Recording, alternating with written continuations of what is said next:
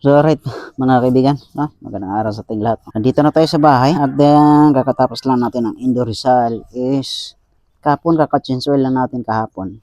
Ngayon ay CVT naman ang titirahin natin. Titingnan natin kung ano na ang nangyayari sa CVT natin. Wow, goods na goods pa din. Oh, tutuyo eh. Grabe ang dumi. Oh, grabe ang dumi. Ayun yung box natin sa air filter. Ayan. Ito yung belt natin, SRF, goods pa rin.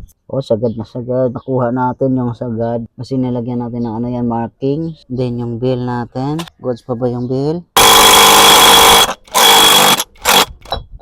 Oh, goods na goods. Ang SRF natin is 3,000 plus, no? Goods na goods. Masabi kong matibay talaga ang SRF. Tapos itong gamit natin na bushing.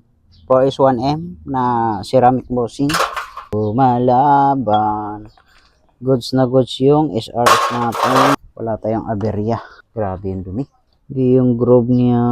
Ang ganda ng groove. Ang lalim ng groove, no? Tapos yung gamit natin na lining dito is RS8. So, hindi tayo naputukan ng oil seal. Ayan, sobrang dumi. Wala akong masabi. Sa performance, okay naman. Yan, stock yung gamit natin na ano. So, ang gamit natin pa lang, Seaworks yung gamit natin na center spring.